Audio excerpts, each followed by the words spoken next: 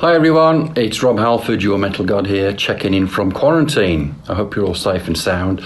Revolver have asked me to be a part of their last show series for Road Crew Relief. So I'm going to talk about the last show Judas Priest played and a mix of other stuff. Feel free to discuss the last shows you saw or played in the comments, and if you can, please donate via the button below to Crew Nation, which is an initiative launched by Live Nation to extend a helping hand to the touring and venue crews who depend on shows to make a living. Thank you. Right, here we go. What was the last show you played? That was Vegas, and it was the end of the Firepower tour that went around the world 3 times. I think we did over 100 and something shows. Played to a bazillion Priest family metalheads. It was absolutely amazing. They're all great. Every show is different. Every show is never identical, because that's what rock and roll is about. You never get 2 shows exactly the same. So they're all amazing. We had Uriah Heep with us. Best memory.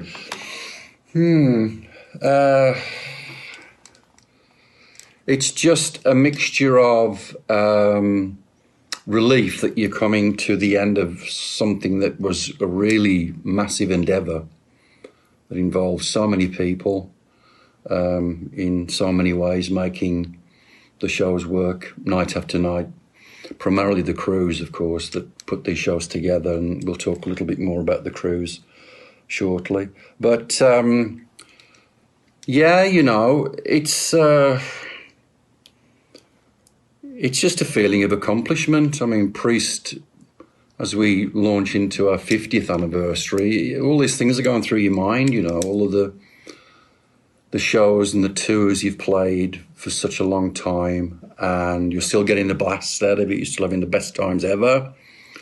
You're seeing all of your glorious fans that keep you alive and support you in everything that you do. It's just absolutely mind-blowing. The crew we had with us, did I mention Uriah Heep? I think Uriah Heep were with us, a great band. The crew that we have or had with us, and we have pretty much every single tour, wow, these guys are amazing. Let me just give a shout out to some of these incredible people. Martin Walker, he does our sound outfront, is also production. He's brilliant. Rick Bimbo is our stage manager. We had a mixture of Tom on lights, and then they've got Brian on lights to make it all incredible to look at. Brian, who does my sound, or the band sound. There's just so many. Heather, Hellbent for Heather, who looks after me. Love you, Heather. I can't do my show without you. There's Jude. Jude, who works with us on the stage. There's Addy, who looks after Richie. Goss looks after Scott. Let me think. Sean. Rob, who's also a guitar tech, looks after Ian, I think, and Andy and Glenn when he comes out. Saffron, Owen, who does audio tech, Graham on lights. There's just this ton of them. I mean, you can't do it. You cannot do a tour without your crew, and any band will attest to that. You know, these guys, they work so hard to make it happen, so that when we go on stage, as is generally the case with Priest, at 9 o'clock at night, it's ready. It's ready, you know. But by the time they've packed up and they're in the bus, it's in the early hours of the morning, and then they always do an overnighter, which, forget overnighters for me. God, I can't do that anymore. But they get to the next venue generally, on average, maybe 6 or 7 hours later, with the bus drivers, who are also essential, and the truckers, all these incredible people that make it work. So they get there, you know, 7, 8 o'clock in the morning, and then they start the loading and put the set together. It's just absolutely unbelievable what these incredible, amazingly talented people do.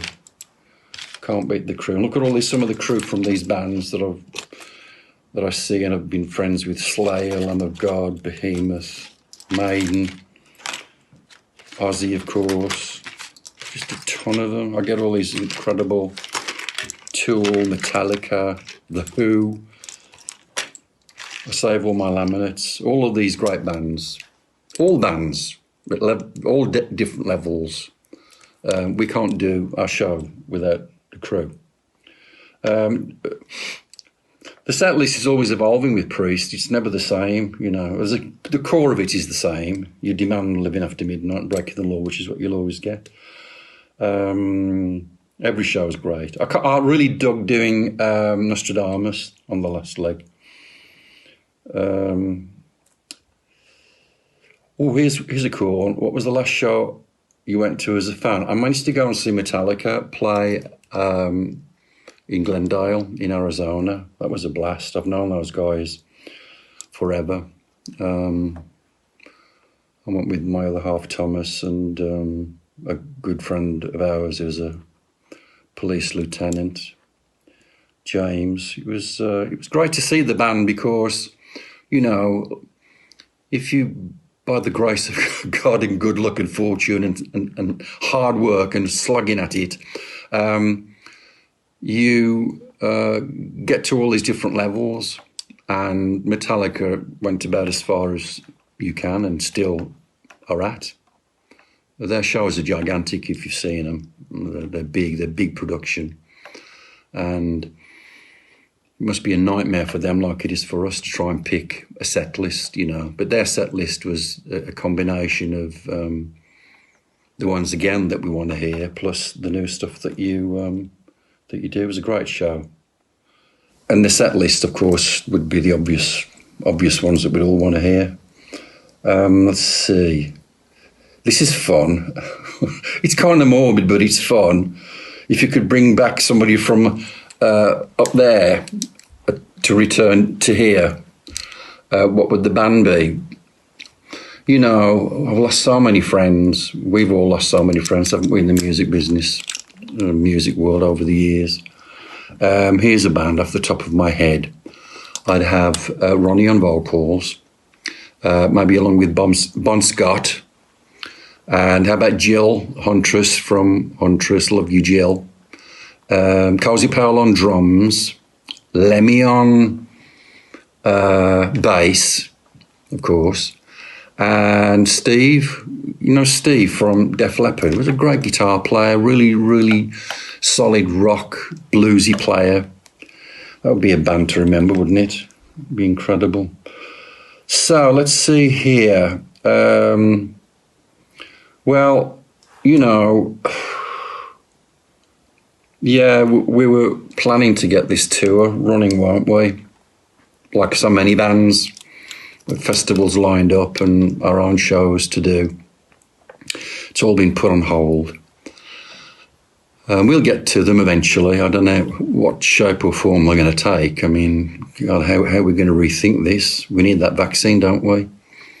It's just inconceivable to think of putting 80,000 people at Wacken in Germany, like shoulder to shoulder. We've all got to keep safe, you know.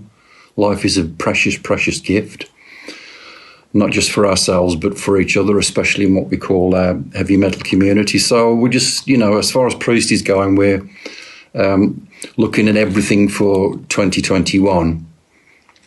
We're a long way off from finalising things. Jane's working with Martin and Live Nation and all the other promoters to try and reshuffle everything, much like all the other bands are going with their people that work at Forum, management and so forth, agents.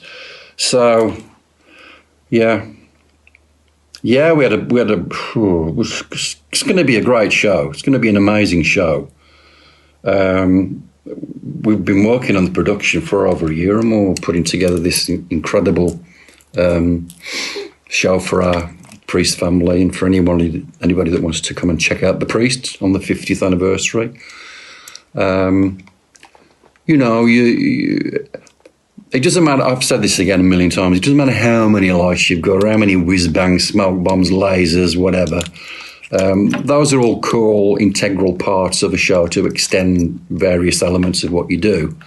But at the heart of the show is the music. It's the band. There's the singer. There's the drummer. There's the guy on keyboards. That, you know, you go to see the band or the artist that you love. You know, everything else is just there for embellishment and to give you a great night out and experience. But Priest has been working hard, as I say, for quite a while now, putting together a really, really spectacular 50th anniversary show that we hope will kind of give some kind of justice to, if justice is the right word, to the legacy of Priest as we hurtle on 50 years and rising.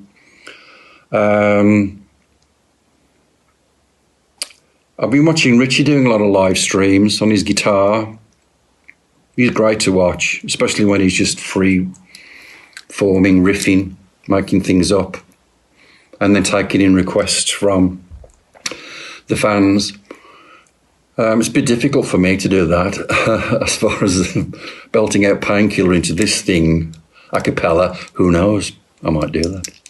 But I think this what we're doing here with Revolver, no matter what you do, no matter whether it's 3 seconds, an hour, it doesn't matter. Everybody's doing something, aren't they? We're all making an effort, and making an effort is what it's all about, particularly when it's connected to something as really important as this initiative that Live Nation have created for crew relief and all of those people that are really need, no matter what you can put out there, everything goes into the pot and it's all utilised effectively and reaches the right people. Yeah, you know, I've got another great bunch of ideas from Richard the other day. He and I are always in touch. He sent me a bunch of riffs and songs, some completed, some half completed. We go back and forth. It's a strange way of doing it, isn't it? I mean, look at me. This is how you utilise technology. Richie's over in Nashville. I'm here in Phoenix right now. And that's the way we go back and forth. All songs start with an idea. Just a very simple, basic idea. Sometimes it's a complete idea. It all starts at the beginning. And we've had a lot of fun, Richie and I, putting together some of these vibes. And then we generally go back over to England and we hook up with Glenn and with Ian, and Scott comes over and Andy's there, of course, in the mix. And hopefully we'll get Tom Allen back in production. In fact, I'm pretty sure that'll happen as we make the next Priest album. We'll have Tom there. Those guys did a great job with the Firepower record. And so we're going to dive in and get that work completed as soon as we possibly can. It's what we do, you know, Priest make records. That's what we do. Whenever we go out on tour in general, we're there. I'm watching The Loop at the moment on Amazon Prime. That's a lot of fun. Very kind of Twilight Zone-y, surreal stuff. I'm going to start the latest Philip Pullman book soon, because I still love to read. It's a great escape. It's good for using this thing as well.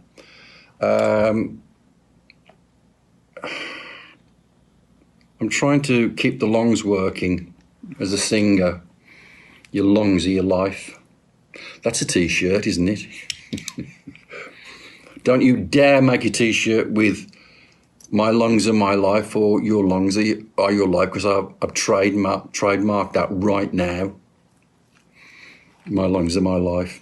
So every day I do like a 30-minute kind of a hike around the trails around here, and then I come back and jump in the pool and I swim for about 20 minutes, 30 minutes. Not energetically, but again, it's all about making an effort, right?